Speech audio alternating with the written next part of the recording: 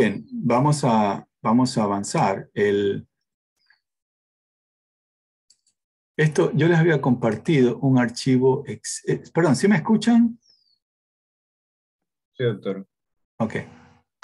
Les había compartido un ejemplo. Sí, mecánica, aquí está. Y tengo que compartir la pantalla, así, ¿no?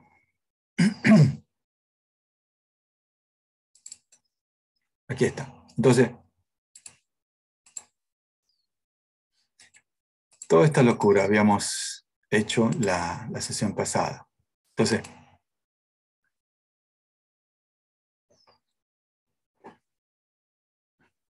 acá arriba tenemos las expresiones que vamos a utilizar: ecuación de recursión, ecuación de chequeo, el signo aquí lo cambié a positivo.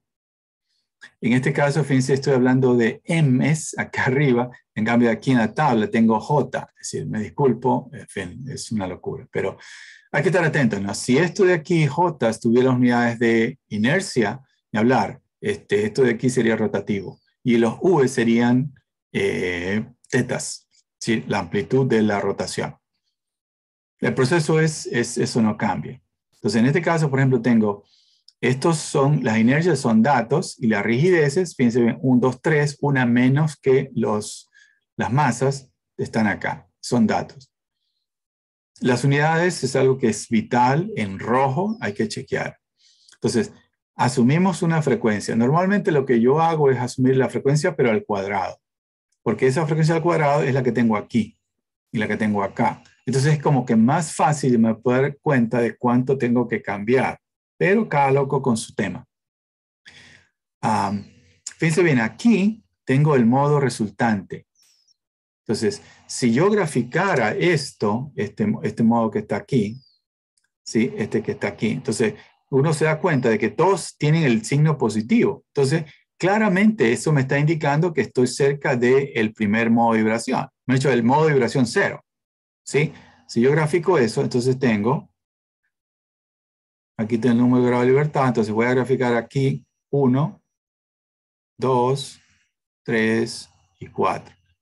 Aquí graficaríamos a UI, que ya sabemos que es relativo. Entonces aquí sería 1, el otro sería 0,95, o sea, prácticamente es lo mismo, porque 0,95 a 1 es casi lo mismo. Este es 1, 0,95. Luego iríamos a 0,85. O sea, mucha diferencia no hay. Y finalmente 0,67. Bueno, 0,85, 0,67 estaría un poco por aquí. Entonces, ese sería el modo de vibración resultante, considerando una frecuencia de 10 Hz, radianes por segundo. Entonces, obviamente que esto está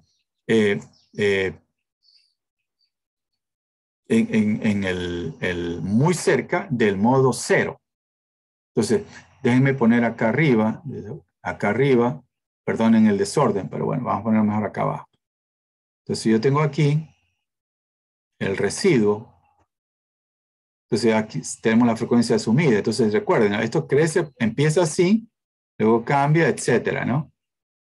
Entonces, prácticamente, fíjense bien, si yo tengo esto como resultado y el residuo es positivo, entonces yo debo de estar por aquí. Debo estar por aquí. Entonces, si quiero encontrar la primera frecuencia natural, probablemente yo deba cambiar esto a, qué sé yo, 20, 25. Porque claramente, fíjense bien, este número de aquí, este 0,67, que está bajando. Deberíamos llegar esto a un número negativo. Entonces, todavía le falta bastante para volverse negativo. Entonces, si usted prueba con 11 o con 12, si el cambio que va a tener es muy pequeño. Entonces, intente usted hacer en el deber este ejercicio de implementación. O trate como práctica este es el ejemplo que tengo yo aquí en la pantalla. Y vaya probando para que usted vea cómo van cambiando las cosas. Entonces, esto es lo que decíamos, ¿no? Si este es positivo y el modo de vibración, supuesto modo de vibración, tiene todos signos positivos, entonces definitivamente estoy por aquí. Pero si quiero acercarme acá, fíjense bien, tendría, yo dije hace poco 25, ¿sí? Este está como alrededor de 30 más o menos. Ahora, si yo obtengo este residuo positivo, yo podría asumir que estoy acá, porque en esta parte del residuo también la función es positiva. Sí, pero en este caso yo debo estar cerca o del segundo o del tercer modo de vibración. Entonces, aquí yo debería tener o 2 o 3 cambios de signo. Si tengo 2 cambios de signo, significa que estoy por aquí, cerca de esta frecuencia de aquí. Y si aquí tengo 3 cambios de signo, significa que estoy más bien cerca del de acá, es decir, estoy por esta zona de por aquí. Entonces, rápidamente uno puede tener idea de cuánto tengo que incrementar o reducir si quiero encontrar tal o cual frecuencia natural. ¿Sí? Entonces, eso es lo que hay que analizar. ¿Sí? Doctor, Entonces, mande.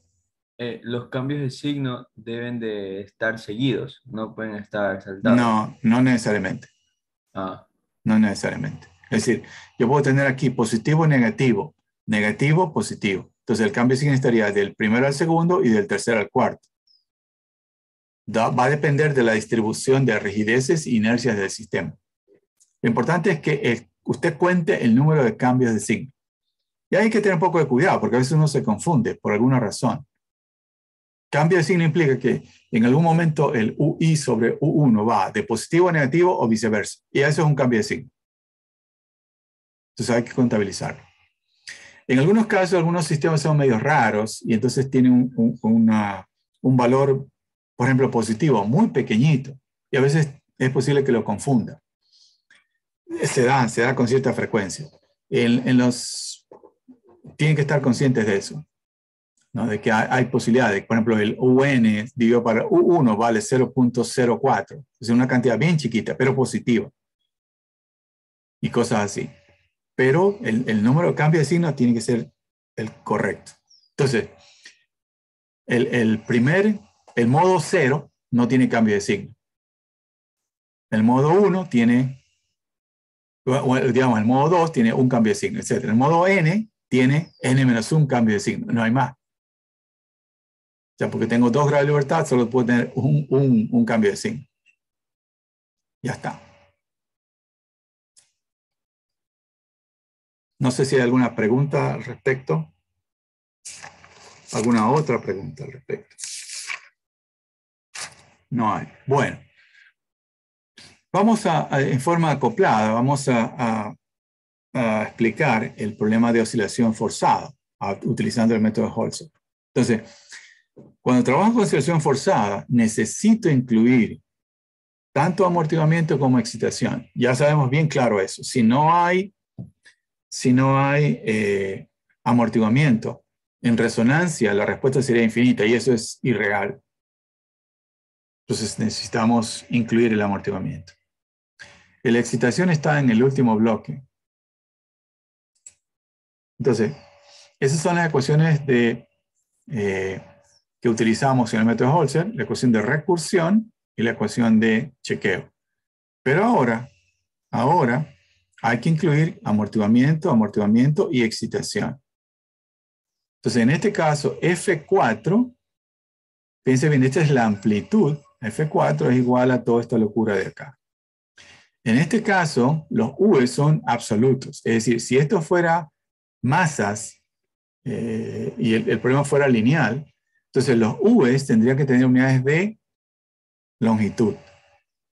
¿Ok? Entonces, rápidamente aquí, por ejemplo, el U tiene unidades, asumimos que tiene unidades de longitud. Luego tenemos omega cuadrado, que es 1 sobre tiempo cuadrado. Luego tienes de masa, aquí, allí. Pero fíjense bien, todo esto de aquí son unidades de fuerza. En el denominador tengo K, que tiene unidades de fuerza sobre longitud. Entonces el cociente me da unidades de longitud.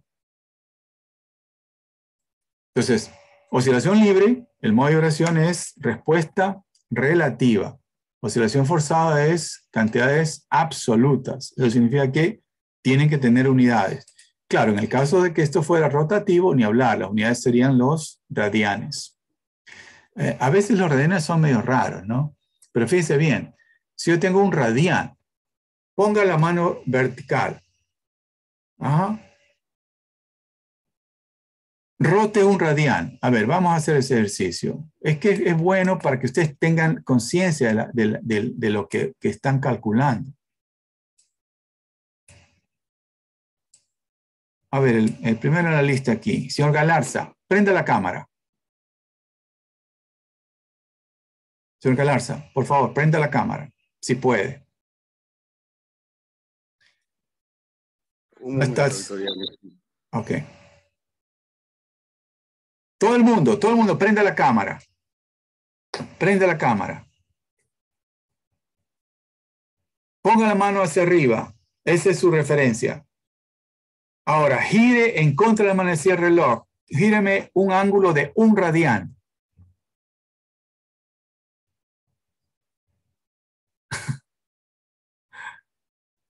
¿Cuánto es 1 radián? O sea, 1 radián, ¿cuánto es en grados? Alguien que recuerde. ¿Cuánto es 1 radián en grados? Como 57 grados. Exactamente. Entonces, si yo empiezo allí, piense bien, 1 radián sería allí 45 y ahí un poquito más. Ahora, imagínense ustedes un sistema que tiene un disco allí y de amplitud tenga 1 radián. Eso significa que este giraría así.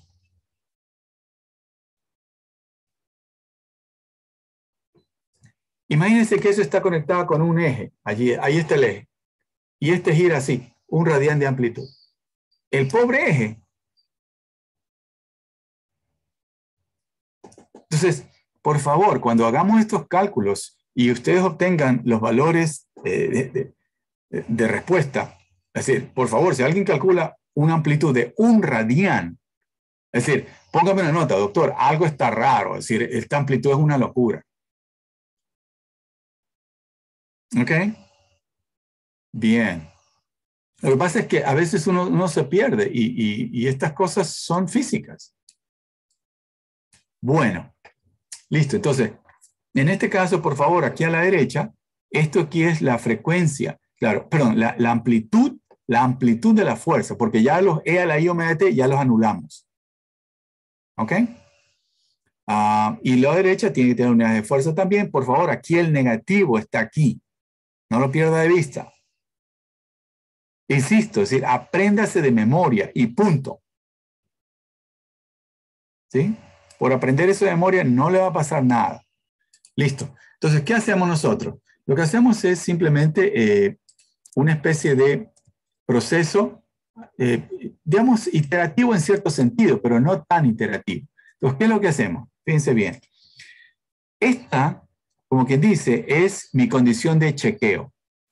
Entonces, lo que yo voy a hacer es, como yo sé que con esta expresión, con el U1, aquí si yo conozco U1, aplico la ecuación de recursión y llego a la U2. Si yo tengo la U1 y la U2, puedo calcular el 3, etc. Entonces, yo necesito un U1 para arrancar. Ahora, yo puedo asumir cualquier valor de U1 y al final, esto de acá tiene que cumplirse. ¿Qué significa eso? Que esto, en lugar de ser igual al asumido, tiene que ser exactamente a la amplitud de la fuerza exacta que tengo aplicada en el último bloque. ¿Okay? Entonces, ¿qué es lo que hacemos? Simplemente asumimos el valor de aquí. El valor más fácil de asumir es 1. Y chequeamos a ver si es que esto que está aquí se iguala a la fuerza, a la amplitud de la fuerza que realmente tengo aplicada en el último bloque. Asumo este de aquí, chequeo el de acá. Este número de aquí tiene que ser igual a la amplitud de F4. O sea, F4 va a ser un F4. Es posible que tenga desfase y omega T. Entonces, si yo asumo la amplitud del de acá, hago todo mi proceso y este número aquí tiene que ser igual a este de aquí.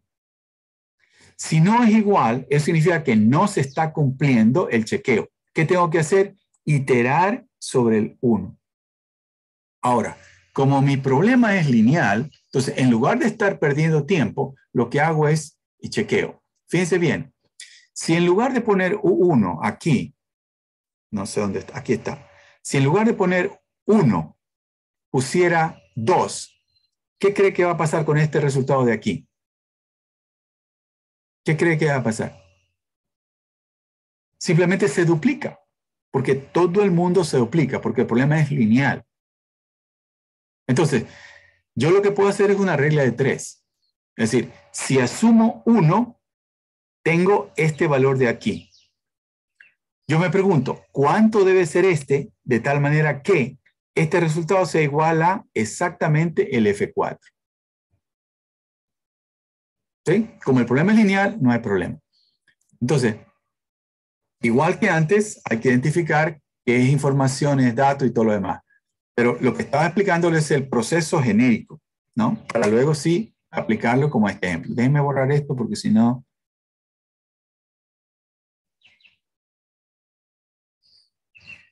Allí. Entonces, estos de aquí son datos. Fíjense bien que como es oscilación forzada, tenemos los J's y los C's. Esos son inercia y amortiguador absoluto. En cambio, a la derecha tengo rigidez y amortiguador relativo. ¿Sí? Siempre los combinamos los dos, porque van bien cercanos en el manejo. ¿Sí? Aquí tengo M y C, acá tengo K y G. M y C, ¿sí? Los amortiguadores y la inercia absolutos van pegaditos de la mano, e igual con la rigidez y el de los resortes y los amortiguadores relativos, ¿sí? Ya está. Entonces, eso es datos. Fíjense que aquí hay más datos que antes. Igual, este tiene 3 y estos acá son 4. Estos son absolutos, esos son relativos.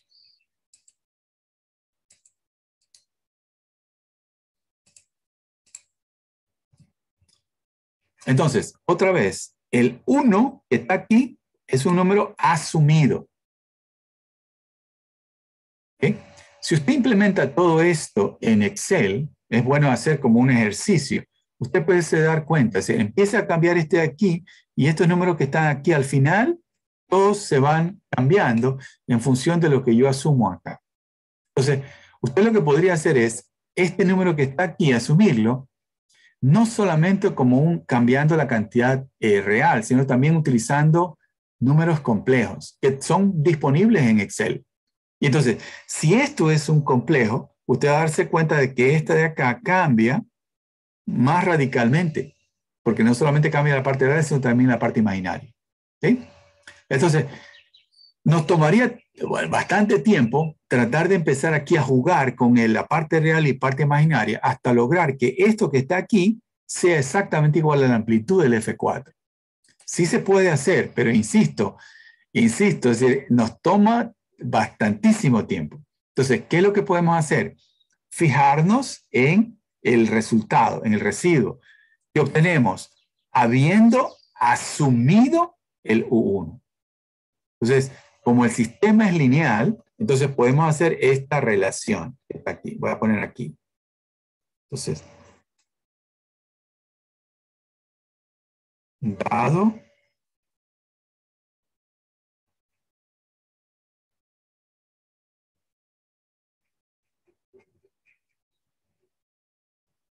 lineal. Pero fíjense bien, es algo vital. Es decir, si nuestro sistema no fuera lineal, no hubiera cómo asumir esto, porque no habría una relación directa entre este número U1 y el residuo final. ¿Qué hacemos ahora? Entonces decimos, no nos preguntamos, he asumido y este es el residuo. Yo me pregunto, ¿cuánto debe ser este para que este de acá sea exactamente F4? Entonces, si el U1 asumido vale 1, el residuo es este valor que tengo aquí. ¿Cuánto? ¿Sí? Por eso le puse signo de interrogación aquí. ¿Cuánto debe valer U1 de tal manera que esto valga F4. Entonces, ¿cuál es el resultado? Pues ni hablar, eso se acuerdan ustedes del colegio, U1 va a ser este por este de acá, entonces va a ser 1 por F4 y dividido para el residuo. ¿Cuál es el lío? El lío es que este número, el residuo, es una cantidad compleja. Porque aquí, ¿se acuerdan el desfase que me introducía el amortiguador? Entonces, ¿qué es lo que vamos a tener? Pues ni hablar, vamos a tener una cantidad compleja en el denominador. Pero este número se puede resolver. Una vez que tengo eso, mande, Una dígame. pregunta. De igual forma se puede resolver si, como usted dice, asumimos un 1 como, no como un entero, sino como un complejo. No como real, también. no como real. Como no real, como real, sino como complejo. Ajá. Sí, de hecho eso es lo que se podría hacer ustedes. Es decir, ustedes podrían coger este número resultante, el que les ha obtenido de esta expresión de acá. Sí, vamos a insistir, este número es complejo en general. Ustedes pueden coger este número que está aquí, que resulta de esta locura, y ponerlo aquí. Y exactamente aquí les va a dar el F4, porque es un problema lineal. ¿Sí? Entonces, de esa forma, fíjense bien, yo tengo que el residuo coincide exactamente con lo que yo espero. Lo que yo espero aquí es que esto aquí, este número corresponda exactamente a la amplitud de la excitación actuante en el último bloque.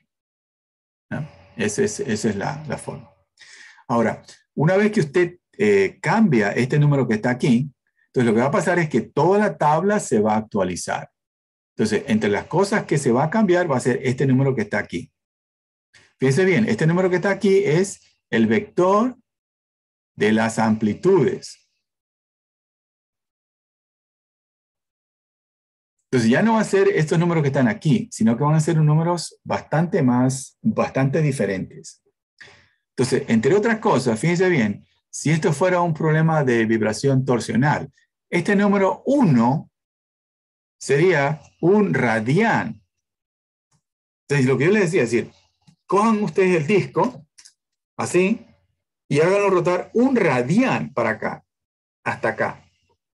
Y luego para acá. Esa sería la amplitud de la vibración de esa cosa. Eso es irreal. Es decir, la vibración torsional va a ser una cosa así. Entonces, el ángulo que va a girar, qué sé yo, medio grado, una cosa así, es una cosa pequeñita. Entonces, cuando hagan ustedes el ejercicio, se van a dar cuenta, si los números son reales, de que este número de aquí, el correcto, el U1 real, el resultante de esta operación de aquí, este número que está aquí, es un número pequeño. Porque eso es lo realista. Es decir, cuando usted ve algo que está vibrando torsionalmente, usted ve que está girando en forma uniforme. ¿Sí? Y lo que estamos calculando es de que mientras gira, está haciendo así. ¿Sí? O sea, gira con una cierta velocidad dada. Y sobre ese giro tiene un cambio en velocidad por la vibración torsional. Pero usted no espera que gire así. Es una cosa virtualmente imperceptible. Pero ese pequeño ángulo, ya vamos a insistir en eso, implica esfuerzo cortante importante. Entonces, ese número en general no esperamos que sea nada del otro mundo, es decir, es una cantidad bien pequeña. ¿Sí? No sé si estamos claros. Perdón, aquí déjenme borrar esta parte de aquí.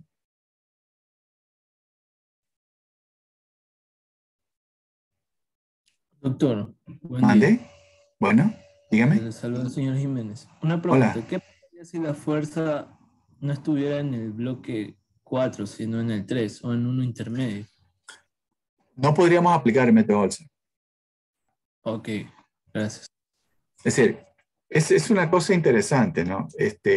En el caso del motor, solamente como una especie de, ¿cómo se dice? Una premier de lo que viene después. Si yo tengo un motor de combustión interna, tengo discos que representan cada cilindro. Vamos a poner un motor de 3 cilindros. Acá tengo la hélice grandota. Acá tengo el volante. Aquí tengo unos chiquitos que son los reductores. En estos de aquí hay un torque.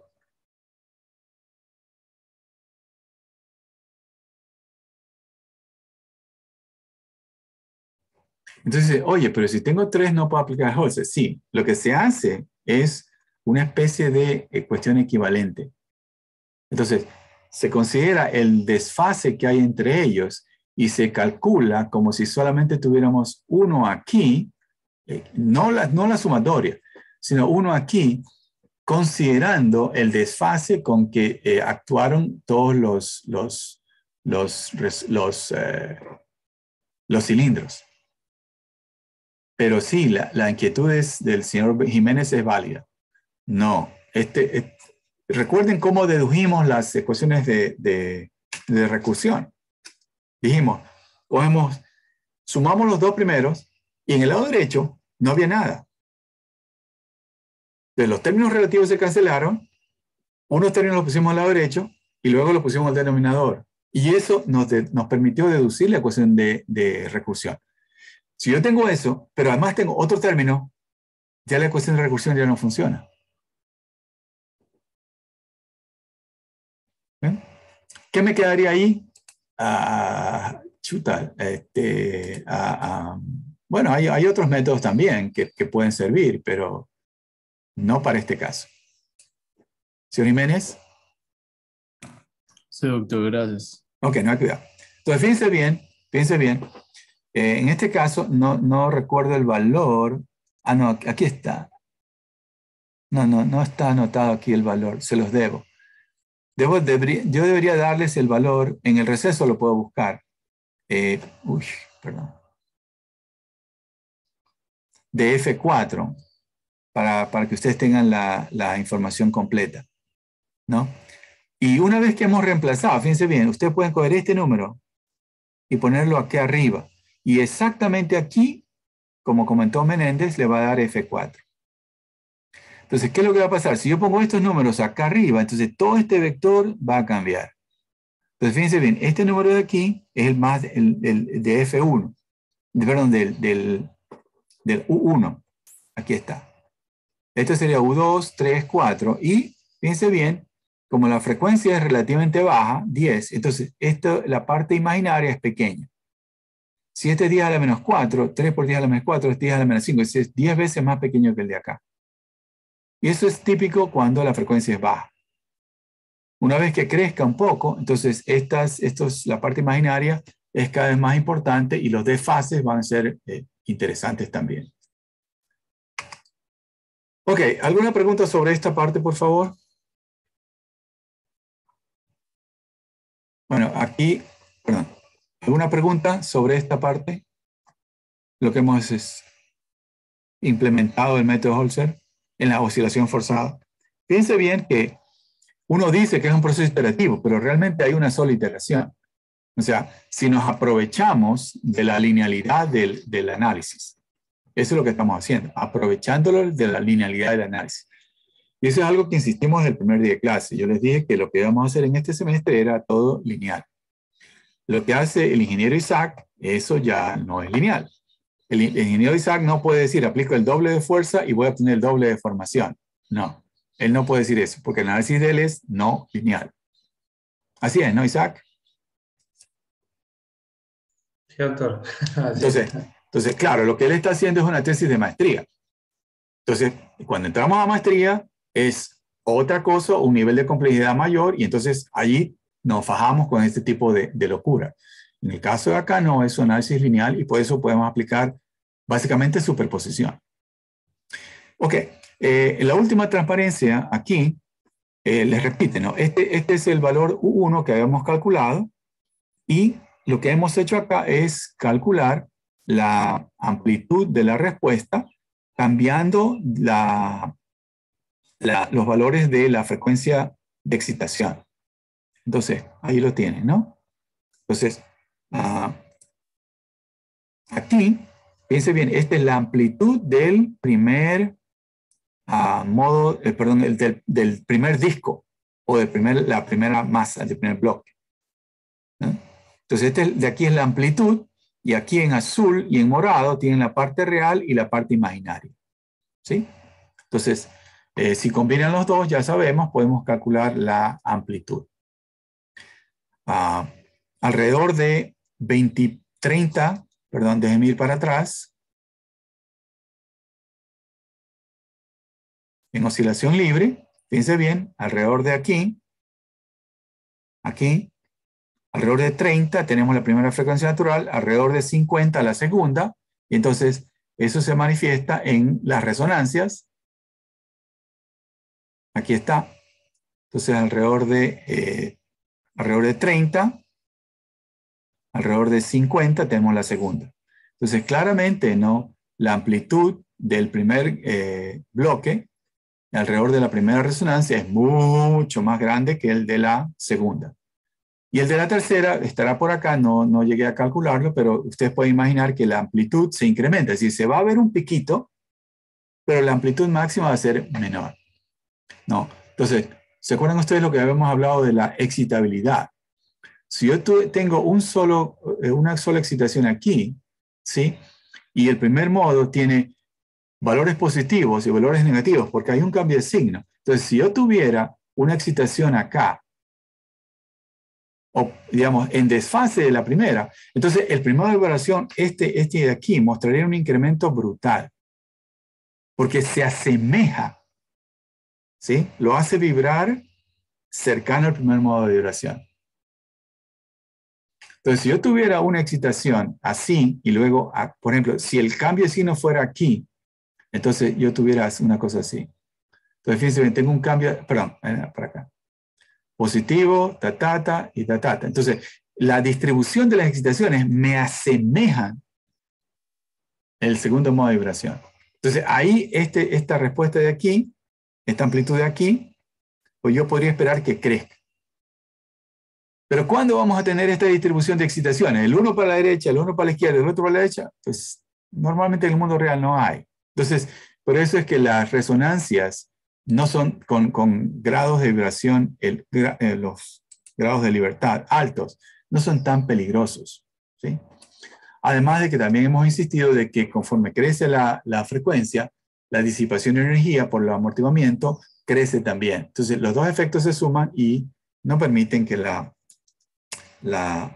amplitud crezca tanto. Entonces, la resonancia con el primer modo de vibración es peligrosísima.